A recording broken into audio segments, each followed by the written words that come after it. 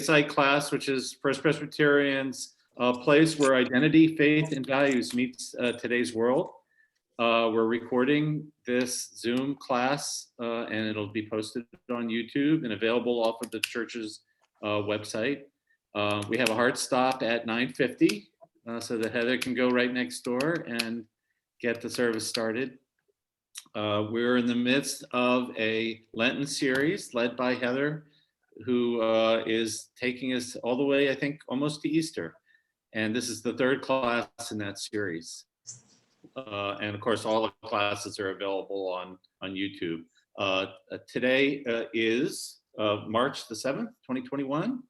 And with that, Heather, please take it away. Okay, thanks.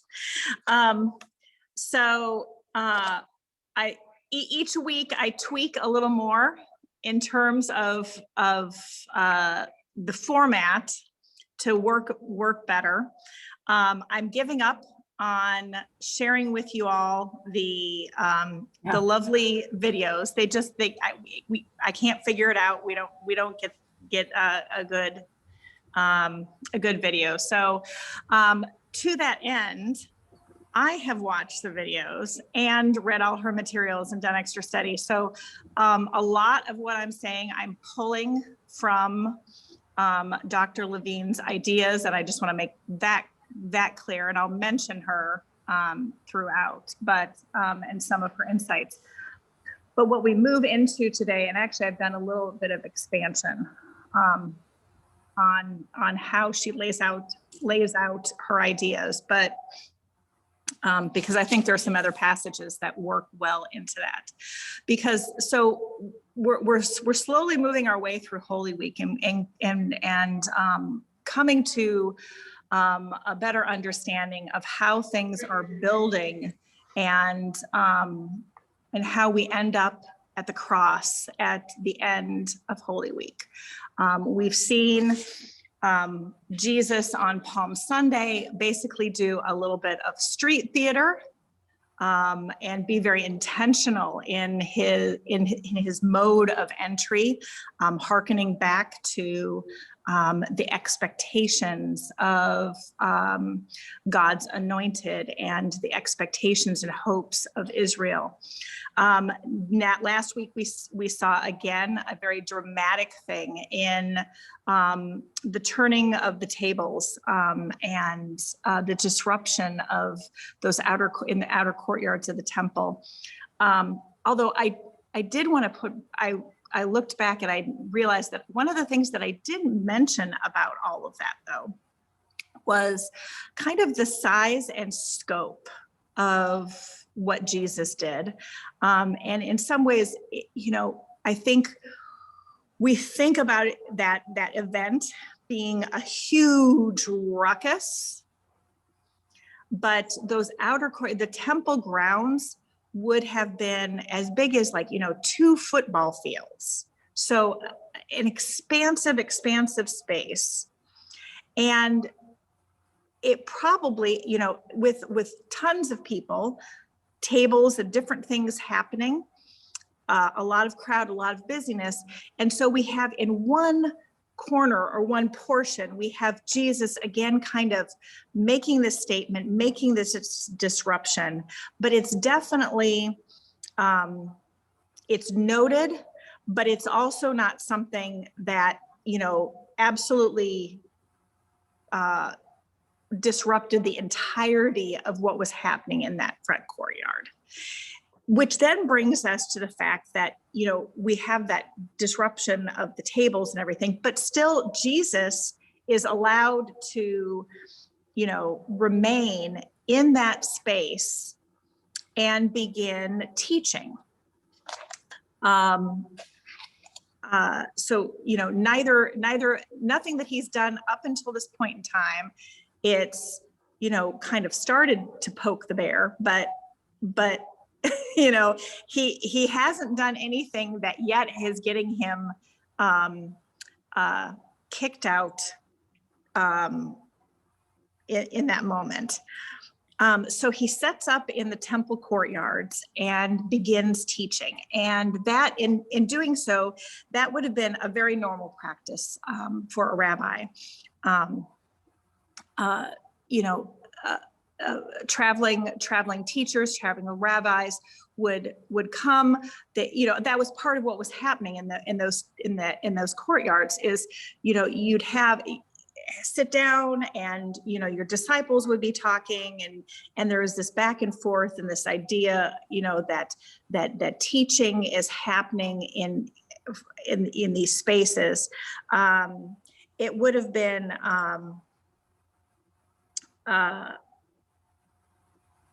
we're going to move forward a little bit and hear people asking Jesus questions. And again, that in itself would not have been unusual. The teaching of a rabbi of that time, or of actually of any time, is sort of that question and answer model. You know, you might have a disciple that would, you know, ask, you know, so tell me about this, or ask that, and then that would be the beginning point of then a conversation, or the rabbi's teaching, or, you know, somebody would, you know, I'm just trying to think of some of the other times that happens within the gospel. You hear someone coming up and, you know, asking Jesus a question. The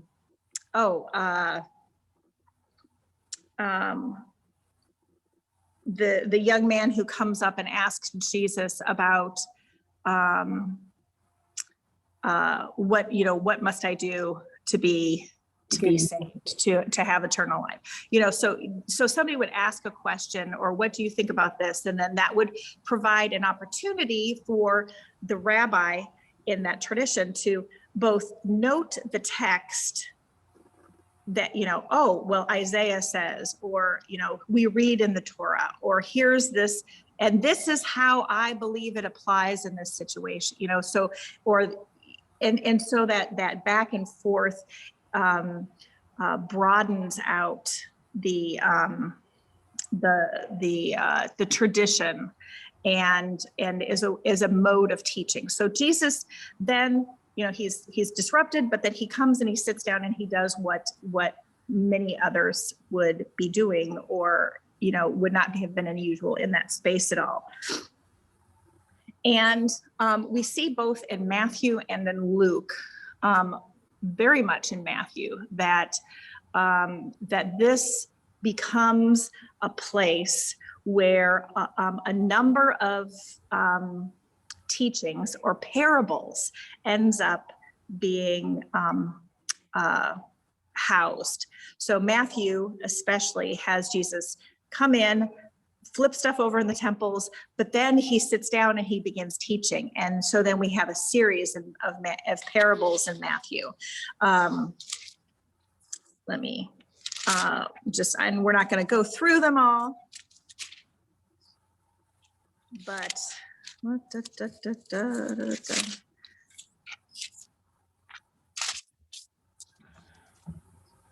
sorry. We get the parable of the two sons. That's not the prodigal son, but it's the parable where one son doesn't tells his, the father tells this two sons something, and one son says, "Oh yeah, sure, Dad, I'll do that right away," and then doesn't do it. And then the other son says, "There's no way I'm doing that, Dad," but then goes ahead and does it and listens to it. And then, so then Jesus asks, which one does the will of the Father? And there's the parable of the wicked tenants, where, a landowner is away and he sends his servants to get a report, and they beat up the servants, and then he sends more servants to get the report and they beat up the servants, and then he sends his son and they beat up the son. There's the parable of the wedding banquet, where the landowner or the landowner throws a banquet and invites his friends and the noblemen and everybody of note to this banquet, and they all refuse him. They say they're too busy. And then he invites, goes out to the streets, invites the poor and anybody who needs a meal, and they all, and they come to the banquet.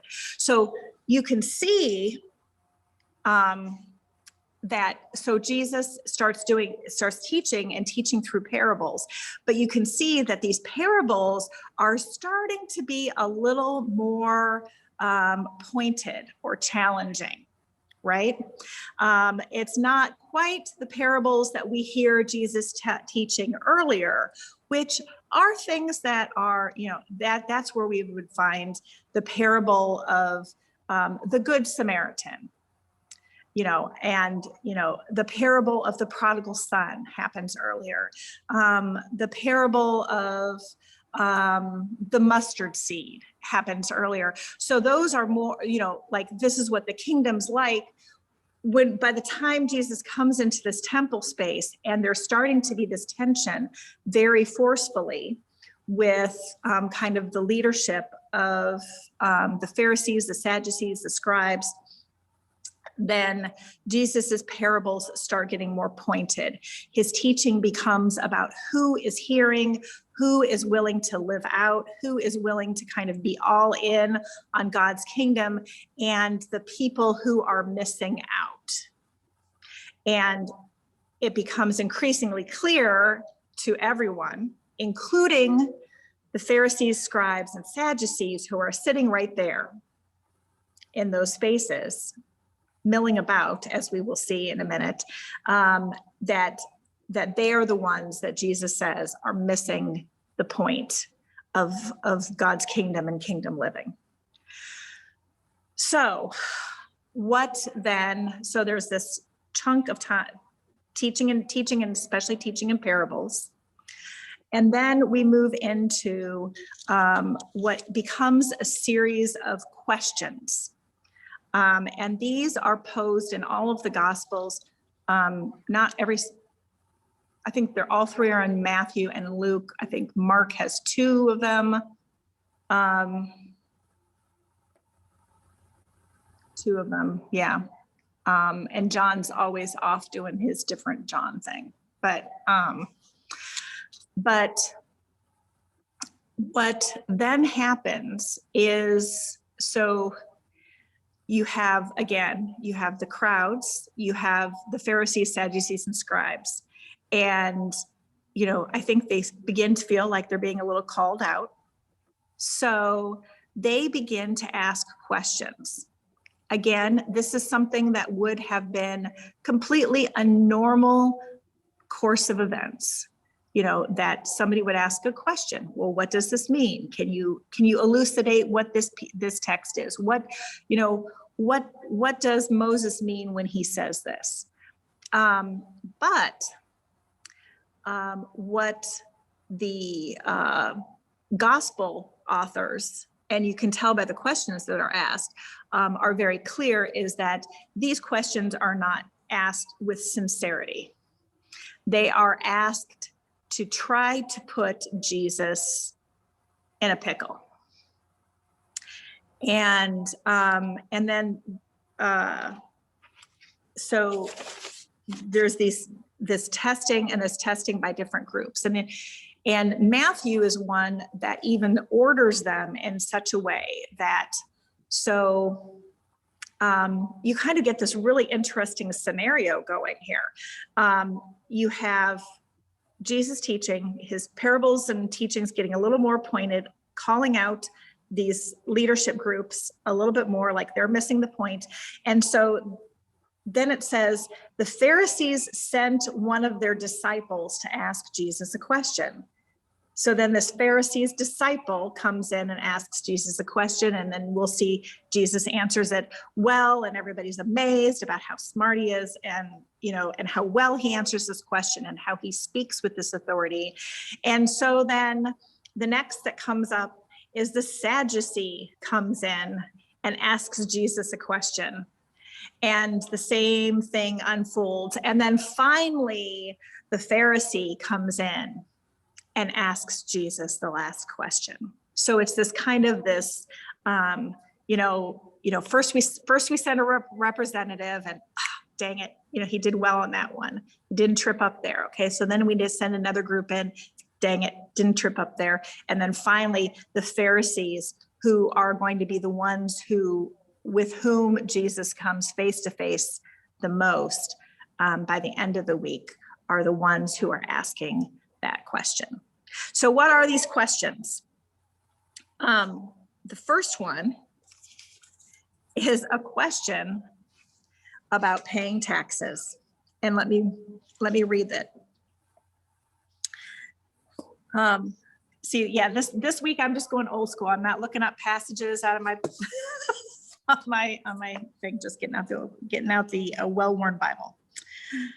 Then the Pharisees went and plotted to entrap him in what he said. So they sent their disciples to him along with the Herodians. And that would have been officials that worked within Herod's governance. Teacher, we know that you are sincere and teach the way of God in accordance with truth, and show deference to no one, for you do not regard people with partiality. So that is sort of the the Eddie Haskell. Okay, the Eddie Haskell way of addressing. Oh, Mrs. Cleaver, you make such a good dinner. Da, da, da, da, da. Well, let me. So there's an insincerity in what they say. They're laying it on thick. We know that you are sincere. You give the straight answer. You don't show people partiality. You don't mince your words. Yada yada yada. Tell us then what you think. Is it lawful to pay taxes to the emperor or not? But Jesus, aware of their malice, said, why are you putting me to the test, you hypocrites? Show me the coin used for the tax. And they brought him a denarius. Then he said to them, whose head is this and whose title? They answered, the emperor's. Then he said to them, give therefore to the emperor the things that are the emperor's, and to God the things that are God's. When they heard this, they were amazed, and they left him and went away. So let's unpack that a little bit. The first piece of this, or one of the first interesting pieces of this, is that so what they are trying to do here is to get Jesus in trouble, because they're giving him an either or choice of how he should answer this. If he answers, well, of course you shouldn't pay taxes, then there's also right around there's emissaries from Rome, then he's going to be seen as someone who is, threatening Rome's income stream. And there's nothing that gets an empire like threatening its income stream. So their hope is, if he says, oh, you shouldn't pay taxes, then on that, they can have him arrested for sedition, and then it becomes Rome's problem. And, that'll be one of the ways to take him out. And in fact, later on, when Jesus has been already arrested, one of the charges that the temple leadership brings against Jesus in front of the Roman courts is that he has said to not pay taxes, to not honor the emperor. So they just say it because they can't get Jesus to say it. So they're trying to get him to say that. If he says the other, well, of course you should pay your taxes, then at the time, and ever since in 6 CE, so there was a movement that was put forward by Judas the Galilean. And it was an anti-tax movement. And so there was a good bit of people who were fed up and did not believe that the Judean area should be paying taxes to Rome. And they actually had, physical, violent uprisings against that idea. Not only to say that your average Judean was frustrated and breaking under the weight of Roman taxation.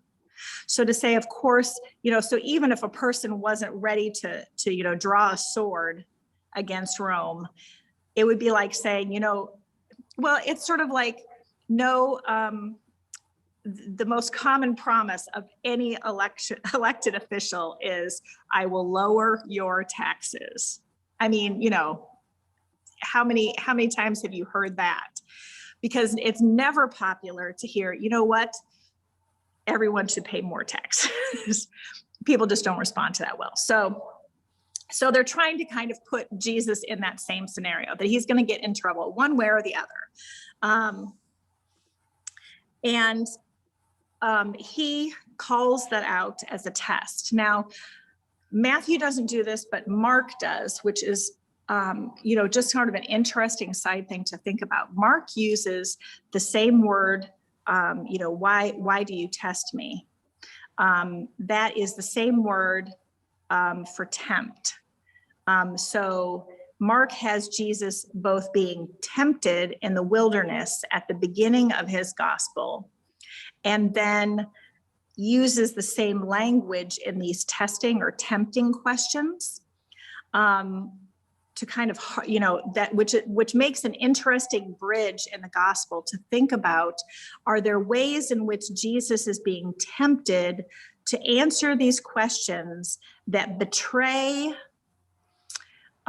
his commitment to the kingdom of God, to this work, to this mission that he has been called to? So at the beginning of Mark's gospel, he gets tempted to turn stones into bread, to put aside and use his power for himself, to put aside this call to be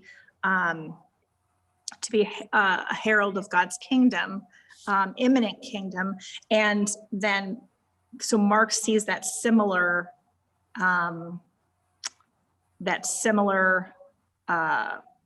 dynamic happening within these temple questions, that Jesus is being invited to answer in ways that betray God and instead play into the hands of the business of usual of Rome and kind of this temple structure. So he asks for a coin. He calls them out and says, hey, I know I can see through what you're doing. This isn't a genuine question. Show me a coin. Now, what coin would that have been? It was the denarius, and most likely it was the one that had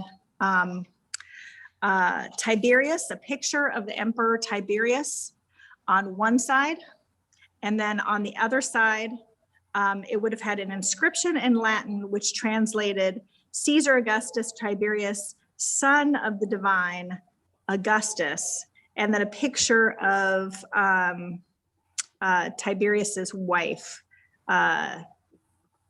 Julia. Yep, there you go. Oh, and then underneath her, Pontifex Maximus, which means high priest.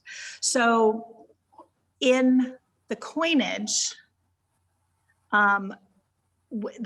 itself, which would have been produced to pay tax, wasn't the coin that you would use in the temple.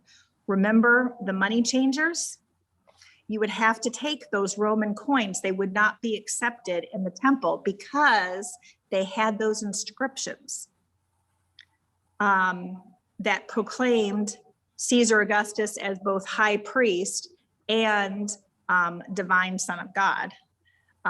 So people would have to change those to a different currency to be used in the temple.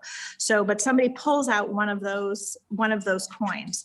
So now, just as a question, does anybody have any money on them right now? No. I'm trying to think. Does anybody remember what's on our money? In God we trust or something. Yeah.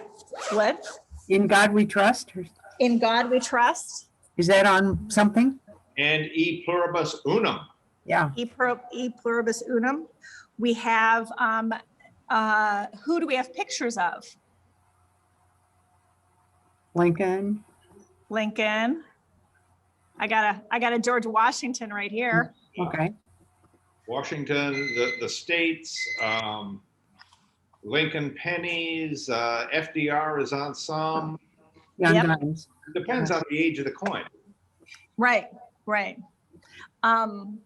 But, so,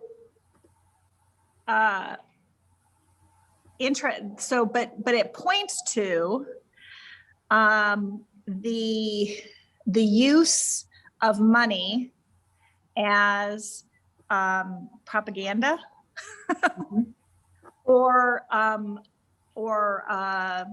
an underlining of the particular values, what is valued by that society, right?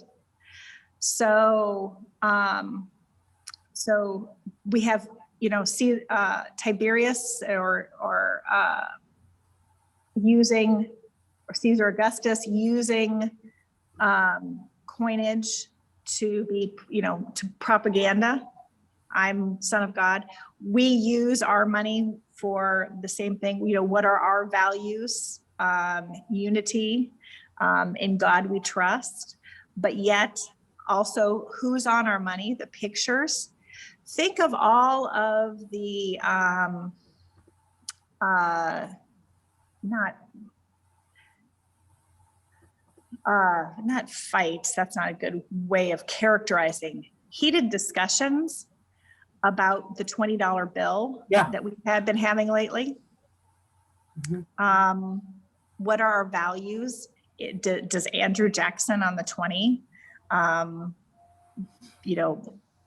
betray something or state something that we are no longer as a country, and then the movement to putting Harriet Tubman on?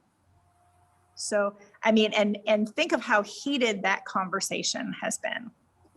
So really, money and the idea of money as a nod or an exemplar of one's values and value system is not something that's disappeared, and it's not something that's new. It's been around for a very, very long time.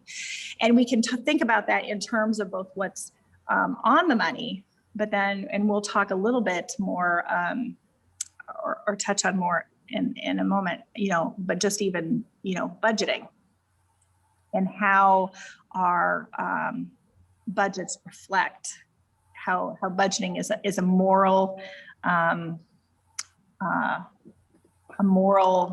enterprise, as it were.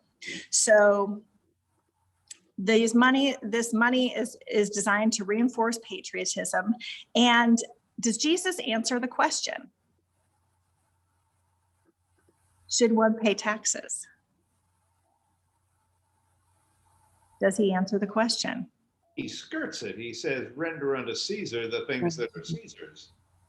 So give that useless denarii back to Caesar. Right. They belong to us. Right. So essentially, he does what he often does, and basically answers a question with a question. He doesn't, it's not a specific question, but he raises through that, render unto Caesar what is Caesar's, and unto God what is God's. It raises the question well, if this coin belongs to Caesar, what then is it that belongs to God? And any good hearer in that day and age, and perhaps even ourselves, would be thinking back to, especially throughout the Psalms, and the the opening parts of Genesis, where, what is God's? That the world is the Lord's and all that lives therein. I think that's Psalm 115 or something like that. But anyway, but again and again, that refrain that the earth is the Lord's, and so that everything is God's. And just this little tiny piece, this coin, belongs to Caesar, or it is fine to give it to Caesar because it's just one small piece of this grander thing. Now, that being said, that really doesn't let us off the hook very much, does it? Because throughout, and now dang it. Okay, I'm not going to go off on my red herring there. Because throughout, because we have two other questions to deal with, because then throughout the rest of the New Testament, there are a variety of responses to that. And it continues to be a struggle when you think about, so you have John in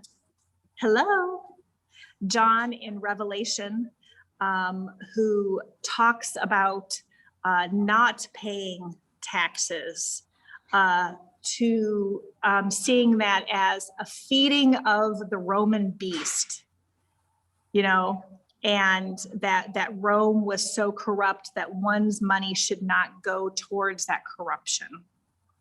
But then a little further on, you see, by the time we hit 1 Peter, it swings sort of back to, in the Apostle Paul, we get the idea that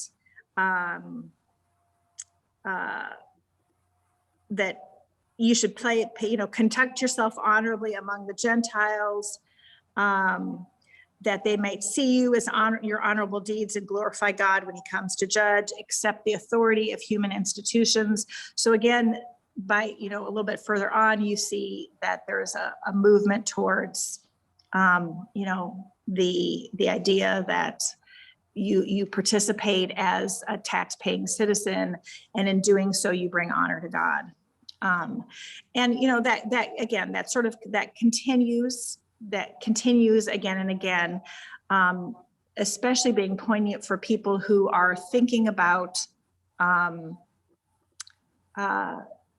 their tax dollars being spent in ways that are directly antithetical to the work of the kingdom of God. Can you think of any examples as of late? Anyone? I mean, or have you ever heard people talk about that idea, or refrain? No. To me, it brings up what we've just been talking about, what you've just been talking about, brings up this whole idea of the prosperity gospel. God doesn't care how much money you have, how much money you make. He cares very much about what you do with that money and how you use that money to help others, to glorify God. But your bank account, your wage, God's not interested in that. Yes, but so if oftentimes you'll hear that conversation. So if your country of origin gets into a war that you believe is an unjust war with another country, and you know that your tax dollars are supporting that effort, what bind does that put the Christian in? In some ways, you're financing something that is what you believe is antithetical to God's kingdom purposes. But we can't go again. That could be like a whole conversation in and of itself. I mean, you look at the ways in which, and I'm thinking of. So right now there's the William Barber, and if Martha was on, she's been listening to him, his speeches and sermons lately. He's in Washington, D.C. and is a pastor, and he has instituted what he calls Moral Mondays, which is a lot of intentional lobbying around support.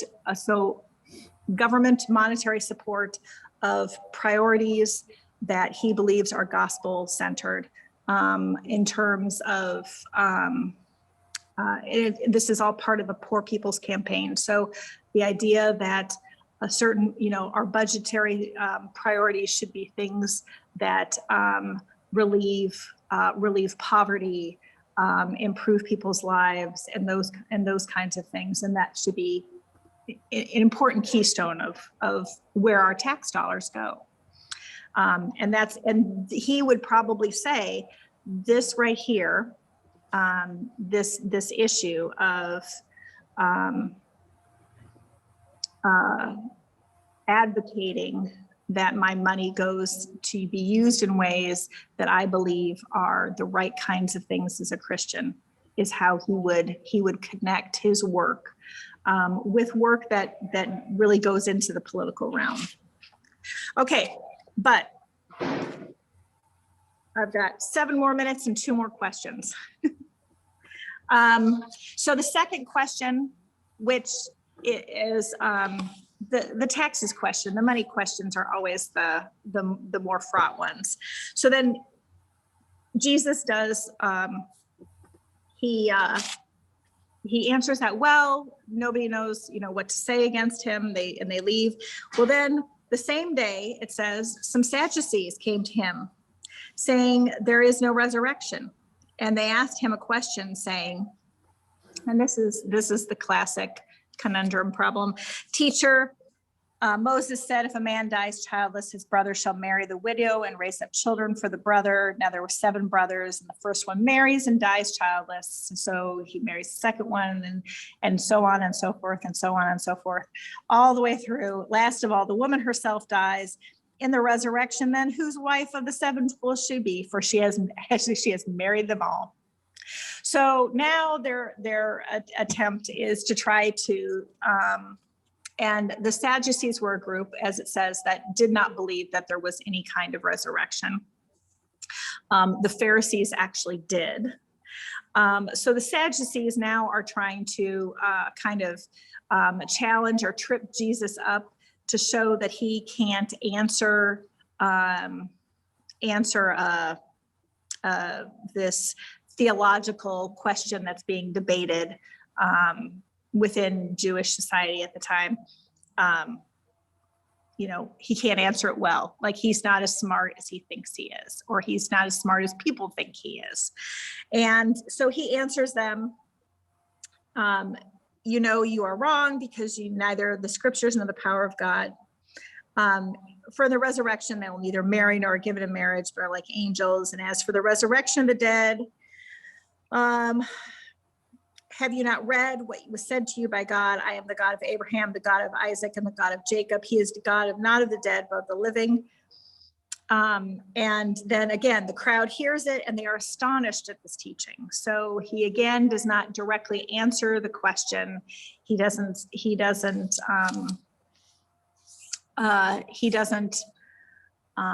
say, oh, well, she would be the third person's, wife, because he basically calls them out on that question and says, you're not understanding anything about what resurrection is like or will be like. that's, you're talking about, are the streets gold or platinum? And I'm saying that there's not even any streets. That it's a completely different kind of experience, and that God exists. And I've done a whole sermon on this. So God exists sort of outside of this bounds of time. So God is the God of Abraham and Isaac and Jacob. And I think, some of you who have been in some of Gary's classes he's done some talk about this idea that God is both with us in this time, but also before us, and pulling history into this culmination of the kingdom of God that exists in the both now and not yet. And it's a little hard to wrap our heads around that. So anyway, long story short, so he very successfully addresses kind of this argument that's going on, this theological argument that's going on within the context of the Jewish faith at that time, between the Pharisees and the Sadducees. Again, people are amazed. They're like, wow, look at, this guy's teaching. He seems to have authority.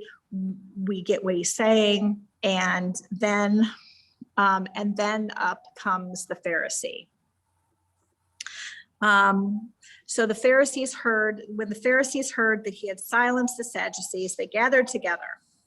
And one of them, a lawyer, it's always the lawyer, isn't it? Asked him question to test him. Teacher, which commandment in the law is the greatest? And he said to him, you shall love the Lord your God with all your heart and with all your soul and with all your mind. This is your greatest and first commandment. And a second is like it. You shall love your neighbor as yourself. On these two commandments hang all the law and all the prophets.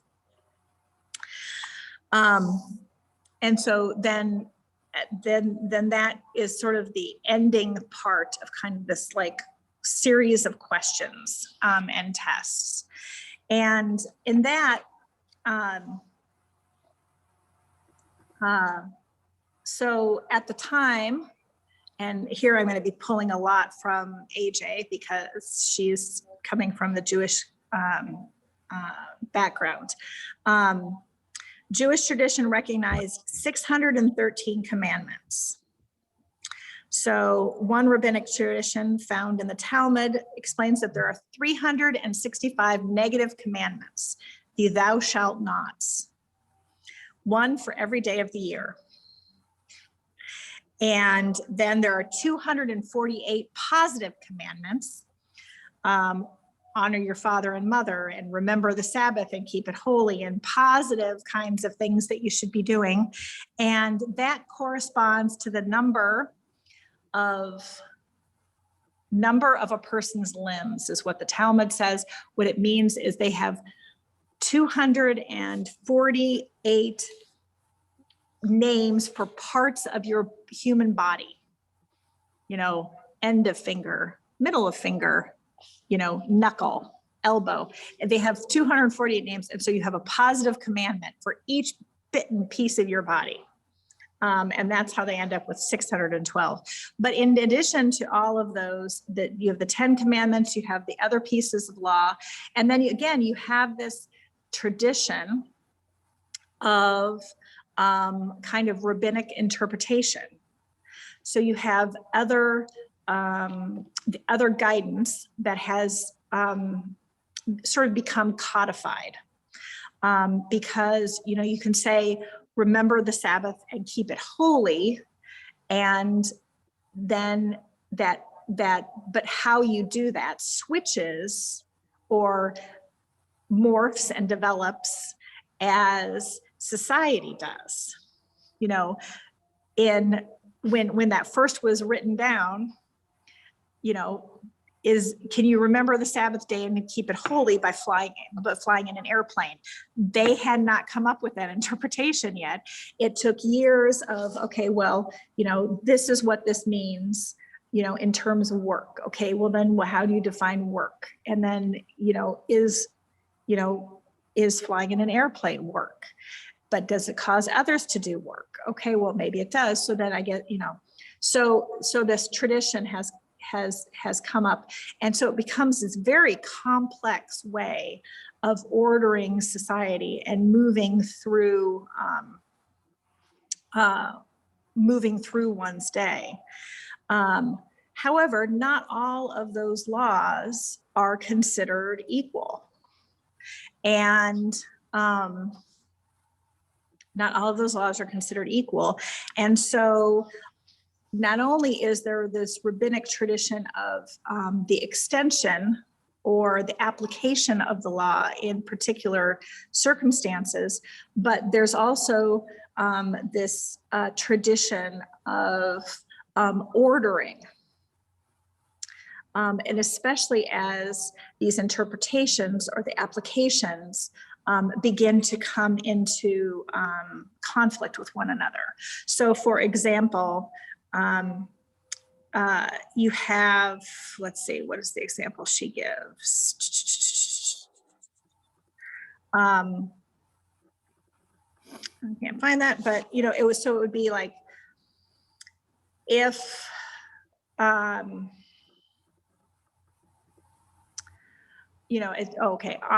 going to go back to honor the Sabbath day, keep it holy, to refrain from work.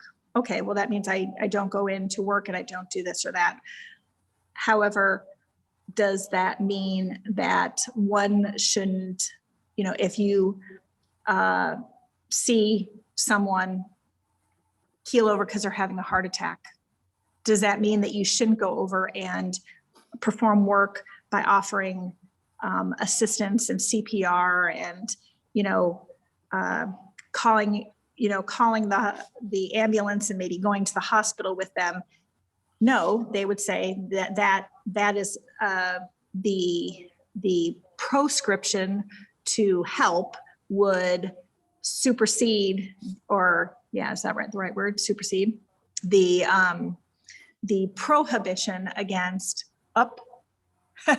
time to wrap it up. Prohibition. So basically, then there's this tradition going all the way back to David. So David summarizes the list of all of the commandments with the top 11 in Psalm 15. And then you have other places where that happens. So for the one that comes right to mind is Micah. What does the Lord require but to do justice, to love kindness, and to walk humbly with your God? So Jesus is actually is being asked, what is your top lens through which, not that you throw out the other commandments, but which is the top lens through which you are using as a standard as you're doing your ranking. And then he comes up with something that every Jewish person would be taught from day one. And oh my gosh, I have got to go.